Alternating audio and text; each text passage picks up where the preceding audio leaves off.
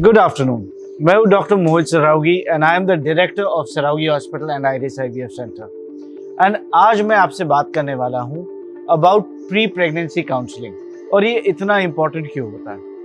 Now हर newly married couple के मन में एक सवाल ज़रूर आता है कि हम बेबी के लिए कब प्लान करना चाहेंगे, ये प्रोसेस कैसे होगा, इसमें कितना टाइम लगेगा और क्या मैरिज से पहले या प्रेगनेंसी से पहले हमें हमारी टेस्टिंग कराने की ज़रूरत है। The answer is as a doctor also मैं ये मानता हूँ कि कपल को अपना चेकिंग, टेस्टिंग और इवैल्यूएशन कराना बहुत ज़रूरी है। इनफैक्ट आज की डेट में कई कपल्स शादी से पहले भी आते हैं। They meet us and they से डॉक्टर हमारी शादी अभी अगले 4 महीने में या 6 महीने में होने वाली है, बट इससे पहले we just want to check and make sure कि फर्टिलिटी पॉइंट ऑफ व्यू सब कुछ नॉर्मल है। दैट इज हाउ प्रोग्रेसिव आज की दुनिया है। एंड फिर कई कपल्स ऐसे होते हैं जो न्यूली मैरिड है और वो एक बार आके हमसे इवैल्यूएशन और चेकिंग करवा के जाना चाहते हैं कि डॉक्टर हमारा बेबी का प्लान तो शायद नेक्स्ट ईयर का है या 2 साल बाद है, बट हम सिर्फ एक रूटीन चेकअप के लिए आए। नाउ प्री प्रेगनेंसी काउंसलिंग और चेकअप में होता क्या है ये मैं आपको समझाता हूँ। तो पहले तो जब हस्बैंड वाइफ हमारे सामने आते हैं तो हम उनको एक्सप्लेन करते हैं कि भाई नेचुरल प्रेगनेंसी होती कैसे है। सो हमारे व्यूअर्स के लिए एक सिंपल चीज मैं आपको समझाऊंगा कि नेचुरल प्रेगनेंसी में बॉडी में, लेडी के बॉडी में एक यूट्रस होता है, 2 ट्यूब्स होते हैं और 2 ओवरीज होते हैं। नाउ जिस लेडी में पीरियड रेगुलर आता है उनके यानी ओवरी में हर महीने एक बार, usually around the 14th day, एक एग बनता है, डेवलप होता है, रप्चर होता है। रप्चर होने का मतलब है कि एग निकल करके ट्यूब में आता है। नाउ एग एक बार ट्यूब में आया तो एग की लाइफ रहती है 12 घंटे एंड ये 12 आवर्स में अगर कपल ने इंटरकोर्स रखा तो स्पर्म्स जो वजाइना में डिपॉजिट होते हैं, इनमें कुछ स्पर्म्स ट्यूब तक आते हैं। फिर एग और स्पर्म अगर दोनों यानी फर्टिलाइज हुए तो इनिशियली बेबी ट्यूब में बनता है, 3 दिन तक बेबी ट्यूब में रहता है, फिर वो यूट्रस तक पहुंचता है और वहां पे अगर यूट्रस हेल्दी है तो बेबी यूट्रस के लाइनिंग पे इम्प्लांट हो सकता है और प्रेगनेंसी 9 मंथ्स आगे बढ़ सकती है। यानी प्रेगनेंसी के लिए हमारे ओवरीज हेल्दी होने चाहिए। ना व्हेन वी से ओवरी हेल्दी होने चाहिए, इसका मतलब है कि ओवरी में एडिक्वेट नंबर ऑफ एग्स भी होने चाहिए और एग की क्वालिटी भी सही होनी चाहिए। सेकंड, लेडी का यूट्रस हेल्दी होना चाहिए।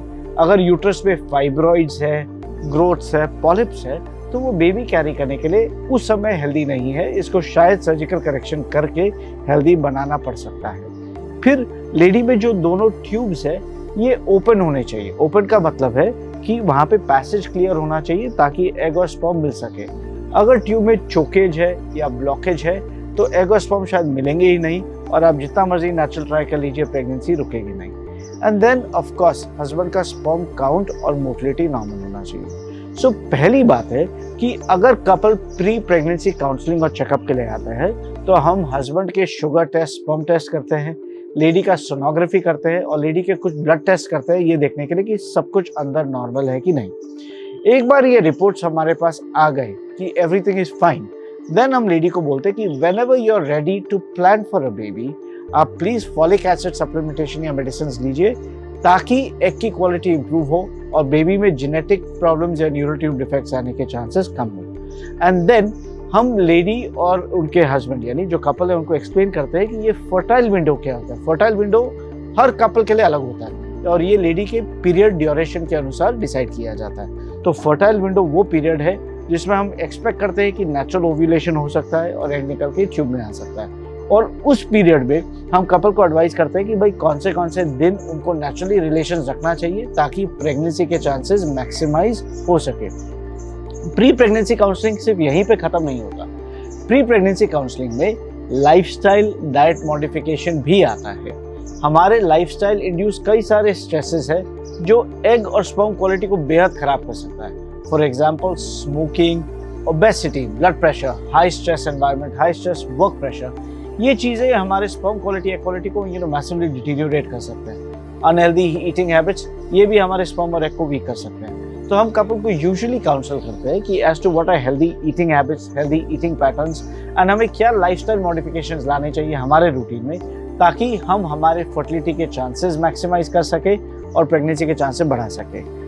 ऑल्सो कई बार पेशेंट्स को हम एंटीऑक्सीडेंट्स और विटामिन्स भी चालू करते हैं स्पेशली अगर पेशेंट में कोई अंडरलाइन कंडीशन है जो हमें यानी सस्पिशन का कॉज बनाता है कि भाई इनमें स्पर्म क्वालिटी का यानी क्वालिटी में प्रॉब्लम आ सकता है। एग्जाम्पल, अगर कपल का वेट ज़्यादा है या कपल स्मोकर है तो इनको यूजुअली एंटीऑक्सीडेंट्स की ज़रूरत होती है, जो हम उनके लिए इसी स्टेज पे स्टार्ट कर देते हैं। सो मेरे हिसाब से pre pregnancy counselling, testing and medications her couple के लिए बेहद इंपॉर्टेंट है, चाहे आपकी शादी हो चुकी हो या होने वाली हो।